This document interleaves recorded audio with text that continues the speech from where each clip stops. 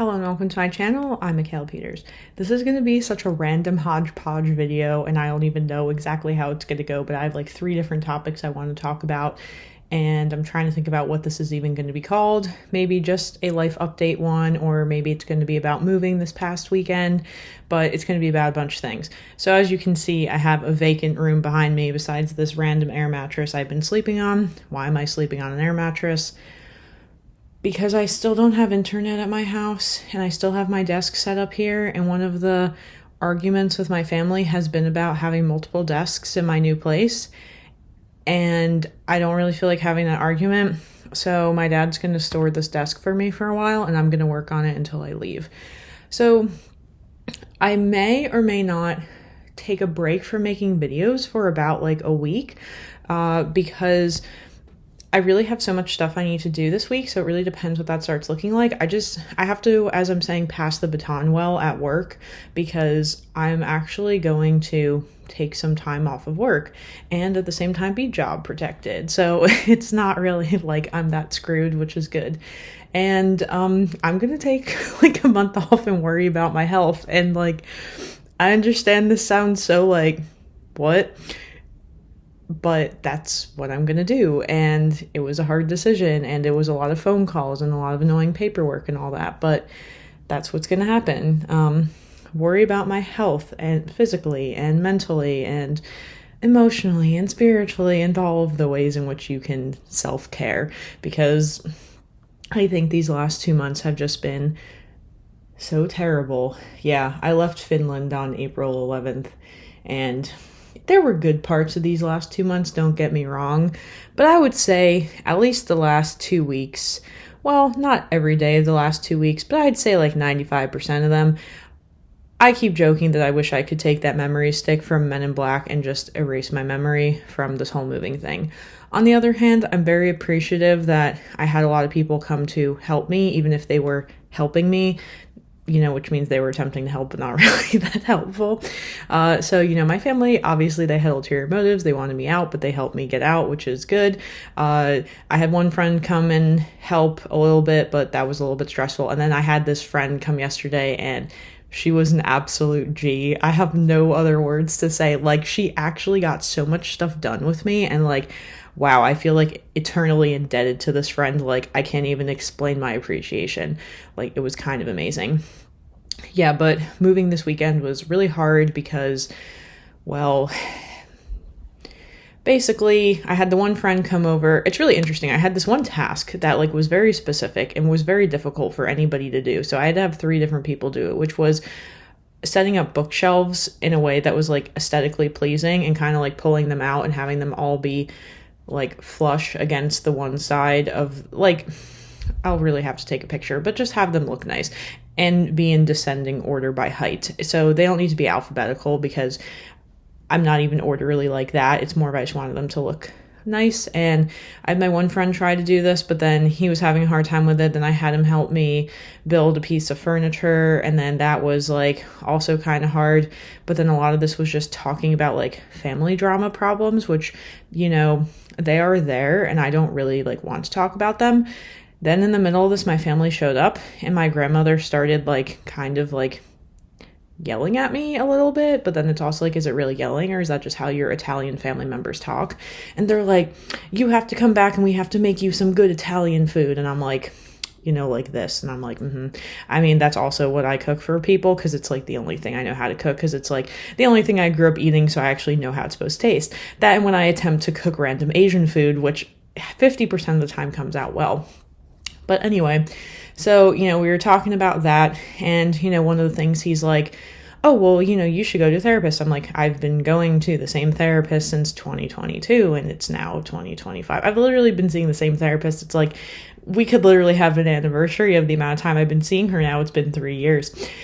And I was in Finland one of those years, but like I've seen her over the years. And this is like my favorite therapist, honestly. And I'm like, but got to a point, and this kind of gets to be between like therapy and coaching because I listen a lot to Healthy Gamer GG, right? And he's like super into a coaching program because like the idea is coaching is more results driven, whereas like therapy is just like, I hate to say it's just complaining driven, but it's, it's like you're just talking about problems, and sometimes talking about problems is good and can help alleviate the problems, but like if it's the same problem and you're talking about it over and over again, at that point it's like rumination and you're not really like accomplishing anything.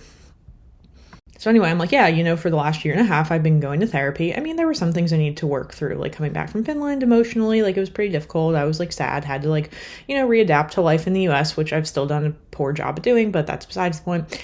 And I was like, yeah, well, everything just came back to like, I needed to move out. So like, instead of wasting my time going to therapy, I started wasting my time looking at an MLS. What is that? Something listing service. And that's for like realtors in the US. So they just like send you stuff, going on Zillow, whatever, same thing, basically. Just sometimes there's stuff on one or the other that's not on one or the other.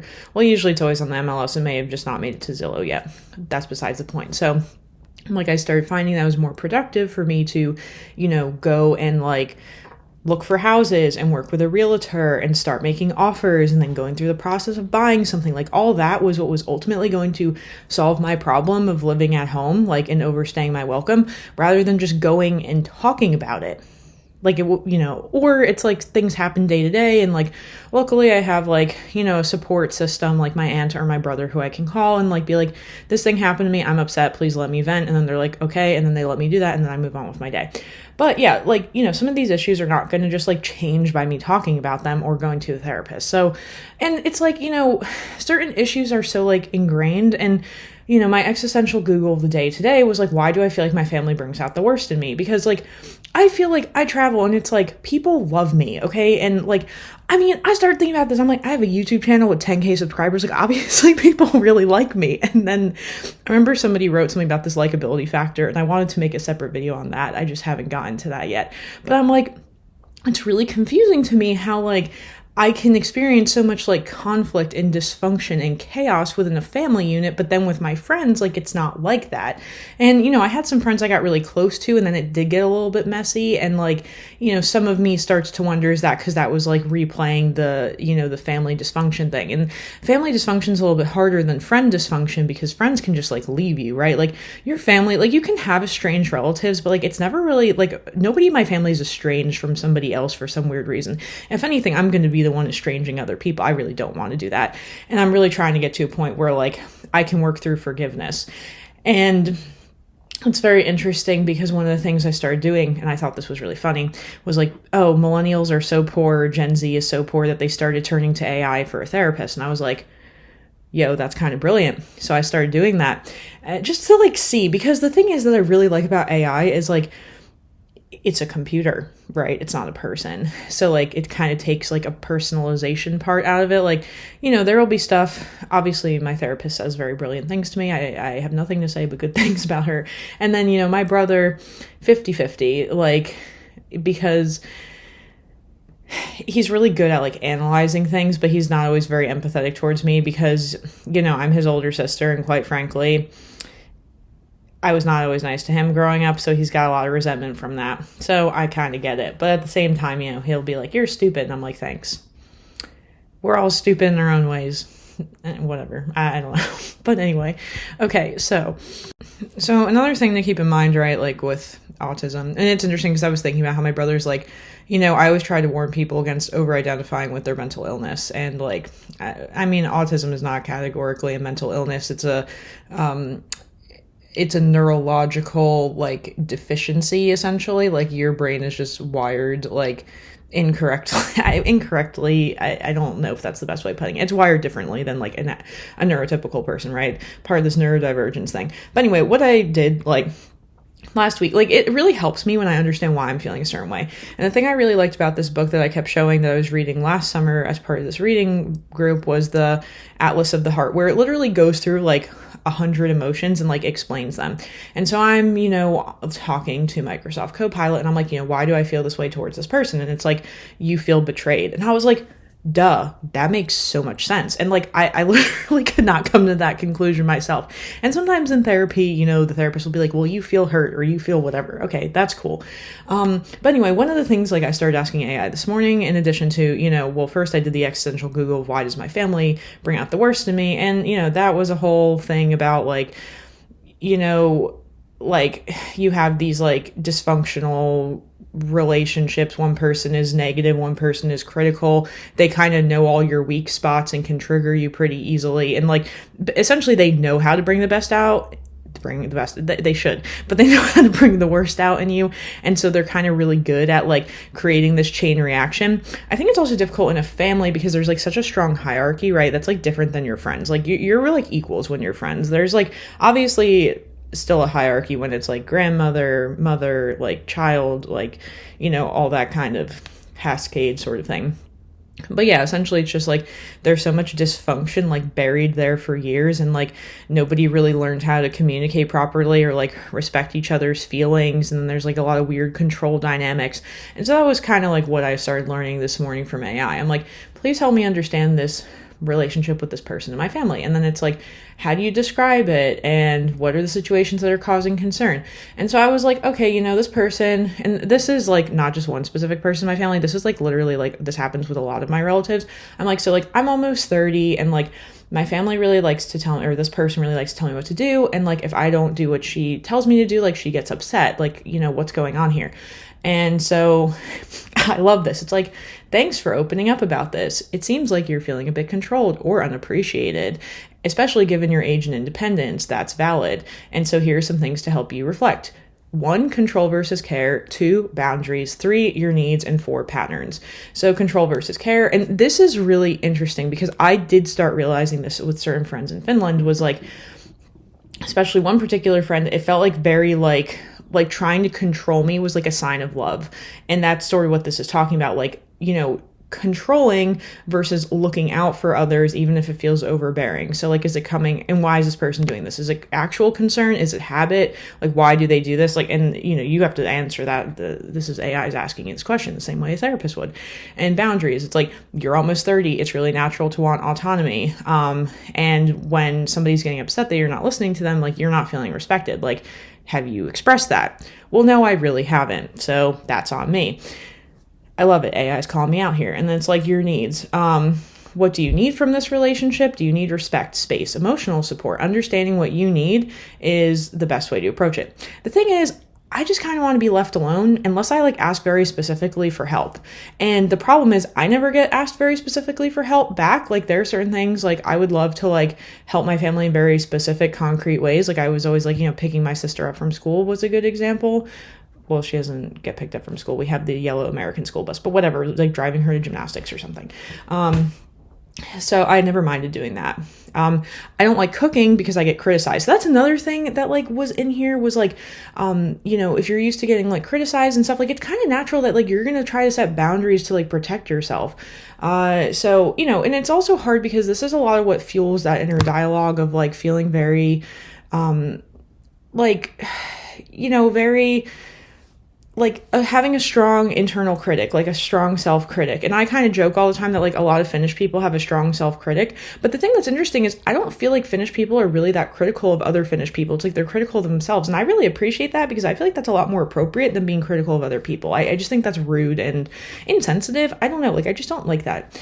So anyway, so then it's asking like, is this a pattern that's been consistent or has it changed? And then I said, well, you know, one of the things is like, I'll leave for periods of time and I'll come back. And then it like, you know, they think that this creates problems. And like, then I said, I come back and then I get annoyed that people are telling me what to do. And it makes sense, right? Like I'm an adult, I'm out there living my own life. And this is what it says. It's like from your perspective, from their perspective, why the relationship may feel worse after your return and what you could try to do. Like brilliant. It's like, you know, you're living your life on your own terms. You make your own decisions. You solve your own problems. You manage your free time. So coming home, it feels like infantilizing and it can feel like your autonomy is being challenged. However, you know, your family may feel like they just want things to go back to how they were, right? Like years and years ago when I was legitimately a kid, maybe your independence is signaling to them that you're pulling away emotionally, even like not really, like it's natural. And, you know, this kind of makes sense around the moving out thing. Like, it is very confusing because it's like, you know, I'm still being treated like a kid, but then being told to be an adult at the same time. And, you know, it is like mixed signals, and nobody really likes that. It's confusing in general with any situation. And so it's like, you know, if you resist guidance, it may be seen as like you're rejecting them or you're being disrespectful, right? And this is what I'm talking about with this hierarchy that makes it very difficult. So the relationship may feel worse after I return because there's different expectations on each end. Like, I'm starting to feel like an adult, but they want me to fit back into this dependent role, and nobody talks about this. It creates resentment. And again, it's like the control versus like trying to help or care about you. It's like that's seen very differently from both perspectives. So you could say something like this, and it's like, do you want me to help you write a message? And it's like, I went through this rabbit hole and I think it's great, but I'm going to stop here. So it's like, when I'm away, I get used to managing everything on my own. When I come back, you know, I value being with you as my family, but I also need space to make my own choices. Like, I'd love for us to find a way to respect that balance. And I'm like, man, I wish I could just download this like diplomacy into my brain with the way that AI talks, because like, honestly, that's so smart. Like, that makes so much sense. So anyway, I thought that was all really cool. But basically, I'm going to take some time off, and I'm really going to like reflect and, you know, just try to like work through a lot of these feelings. And, you know, everything's mostly set up at my apartment now. It's been kind of terrible. I'll probably take the Russian side to like explain how that went. But yeah, like, you know, this is really what I was thinking about a lot today, is just, you know, getting to a place where I feel like emotionally good, because the amount of times in the last several weeks where I'm just like, what is life, man? Like, what am I doing here? And it may be a little bit financially tricky to take some of this time off of work. But I'm still gonna have my job, so like when I come back, so it doesn't really matter. And yeah, like just taking a huge chunk of time off of work, it's gonna feel really weird, but I kind of started thinking about the times where I felt the most emotionally like stable, and COVID was one of them, because I was unemployed. And I think for some people unemployment seems scary, but for me it's really a lot more about like just taking time for myself and making sure that I'm, you know, doing what I need to be doing. Like, really what it's going to come down to is I want to work on my startup. I want to work on my PhD stuff. I want to go get exercise, and I want to have some time for friends. And I want to do all this in a budget friendly way, which is way easier in Finland than in the US. So, and then I think like my channel, like, usually tends to grow exponentially when I'm in Finland. So maybe I can start to somehow get that vibe going, and I don't know how it's gonna work, but I know it's gonna happen. So like, I'm really looking forward to getting through this next week. And again, I may go a little bit MIA just to try to prep things for that. Like, I'm mostly done with moving. It's just there's still some loose ends I need to tie up, and then I'm working this week and I need to really like wrap some things up pretty well. So I really need to focus. And it's hard because like I want to get up and start cleaning, but I'm like, oh, it's taking time away from things. So I don't know, whatever. There's all that. And I don't know if this was interesting, and it was sort of just my reflections, but yeah, I guess that's what this is going to be. Reflections on moving, a better future ahead. I hope, man. I really hope. But just the idea of like getting on a plane, there's no better feeling than that. Like, literally, like there's so many Instagram memes about it, and I'm like, no, it's actually me. So that's that. And the problem is I still actually didn't tell all my family members about this yet, and I gotta figure out how to break the news to them, because it's gonna be kind of rough, because, you know, everybody's like, you just bought a place, that means you're stuck here. And I'm like, nah, man, I got 2 places. I'm not stuck anywhere unless I want to be. Well, I'm stuck in those 2 places, which is fine, because each time, this is probably why people do the snowbird thing. It's like you start getting annoyed with being in one place, and then you just go to the other place. So I'm just gonna do that.